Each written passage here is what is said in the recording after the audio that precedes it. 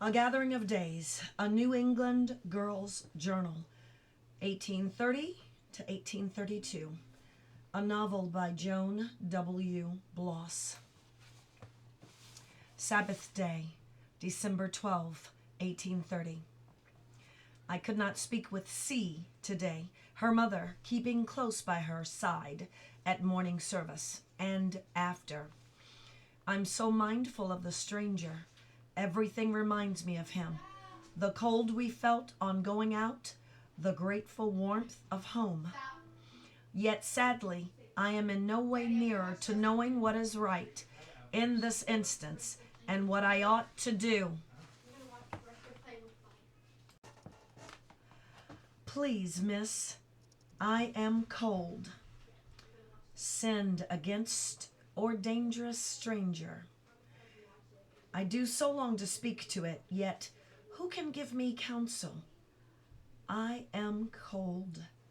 Take pity. I wish he had never come to our place, disturbing the quiet of our woods, enforcing his words in my book. Monday, December 13, 1830. Some of the shipmen's pies are stolen. That had been put in the buttery after Thanksgiving meal. They were meant to freeze and keep, and would have been good till March. Asa, whose sweet tooth is well known, was thrashed for the offense. Cassie, who does not know of the phantom, observes that A protested but little, and that this is a confirmation he was indeed the culprit. As I am quite certain 'tis the phantom's work, again are wrong and right confused, and by what plausible signs? Asa's brother David noted that the footprints in the snow matched not Asa's boots. But there was Asa accepting guilt, this to protect the phantom, I'm sure, and Asa's father brushing him off, saying that yesterday's snowfall was fine, and what with the wind and drifting over, no print would hold its shape. Besides, he said, like charity, stealing begins at home. Like charity, stealing begins at home.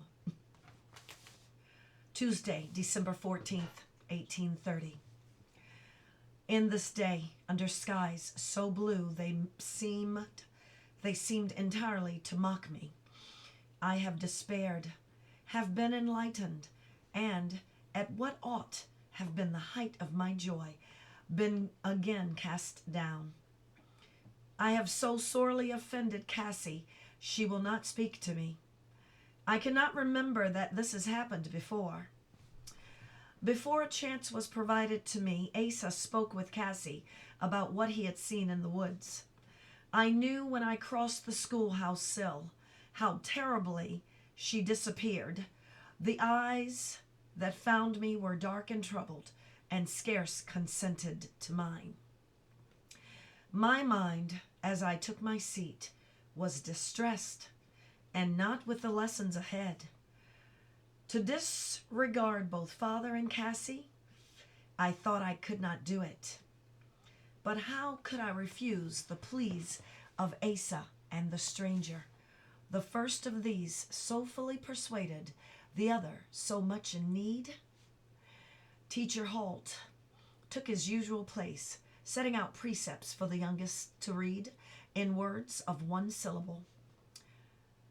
Give to them that want, he wrote, the text seeming chosen to address my dilemma. How my heart leapt up. I poked at Cassie in the row ahead, and she, though slightly, nodded. Several other precepts appeared before the wondrous first. Then, speak the truth and lie not. Cassie turned to me at this, sorrowful and rebuking. Forgetting myself, I exclaimed aloud, but no lie is asked. Thus was our teacher's attention drawn, and I, composing my face the faster, Cassie was chastised.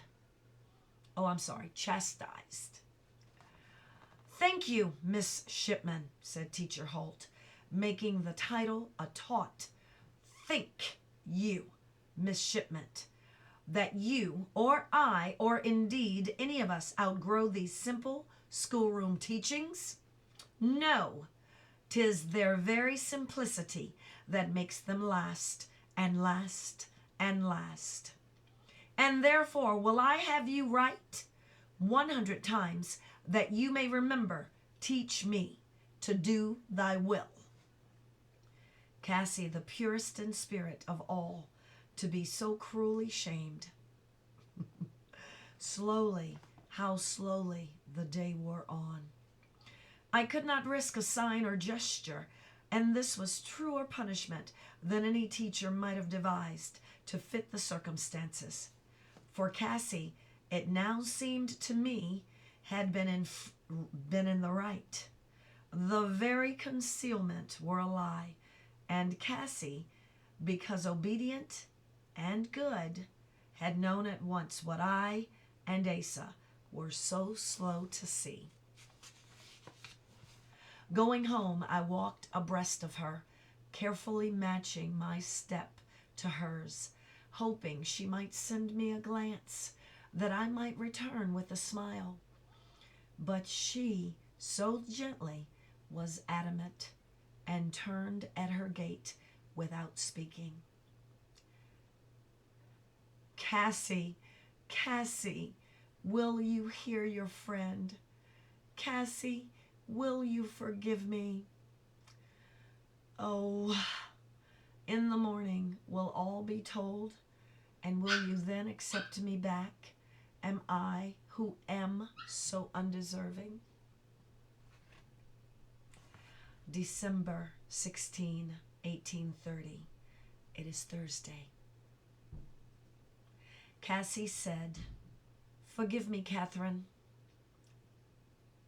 "No, 'tis I begged. At length, amid what stinging tears, we each of us heard the other out, for even as I had taken her view, so surely that she, in sleepless hour, come to accord with mine. Such turnabout evoked wan smiles, and when at last we spoke again, Cassie said so quietly it was nearly a whisper, "Kindness must be the highest virtue. Don't let me forget that ever. Were I to strive for one thing only, 'twould be to be kind to others as you are, Catherine." Friday, December 17th, 1830. Cassie and I this afternoon selected one of my mother's quotes, one with plenty of warmth in it, yet though some parts worn and faded. This would be our answer to the fugitive's appeal. Could he have known when he wrote in my book that I, though a child, had been installed in a mother's place? If so, were he a local man? Did Providence guide his hand? Folding the quilt as small as we might, and wrapping some sausage and apples within, we crossed behind the shipman's house, reached the road, and thence proceeded to the Phantom's Stone. Asa dubbed us thus one day, and the name has taken. As part of our plan, I carried along the fateful lesson book. Should we be seen or questioned by neighbors, I was well rehearsed to say that I was in search of a certain tree, which I intended sketching. Cassie had come to companion me, and see, she carried a worn-out quilt, should we become too cold. A pat excuse, we all believed, to fit the situation. A second purpose might be served by talking or taking the book in hand. Should we meet the stranger himself, he'd know our purpose instantly, thus would not likely harm us. The woods, as ever, were still and cold. The only sound, the clacking of branches, as frozen they touched one another.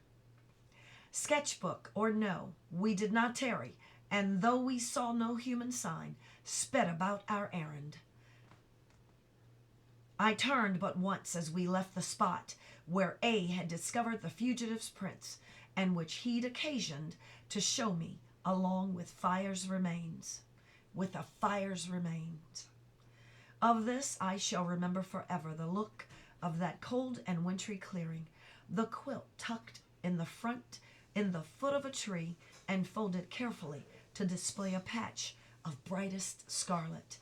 I meant it also as a greeting, a flash of color, a bit of warmth, the only thing man made or brought to that desolation.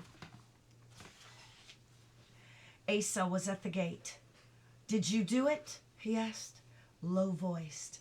"Yes," we said, and all of a sudden hot tears overflowed. Again I saw that patch of scarlet and remembered my mother's voice as she told her stories. "That gray," she'd say, "was a waistcoat once, the drabs my father's trousers. 'Tis said the pieces of scarlet are old, cut from the back of a Hessian's coat left behind in the battle." There, Kath," said Asa at last. There, Kath," said Asa at last. Then he shifted his foot to foot, reached out for the edge of his cloak, and with it wiped his cheek. Saturday, December 18th, 1830. The bread today was overbaked. The beans were barely softened. "Who loves you now?" teased Father. If he but knew the real, true cause of my present distraction. Monday, December 20th, 1830. No more can I take my mind from the phantom than dare to re-enter the woods. Yesterday, when a tree burst open, the cold and frost being very severe, the explosive sound set my heart to pounding. So certain was I, the report was a rifle's, and my phantom discovered. The end of chapter 4.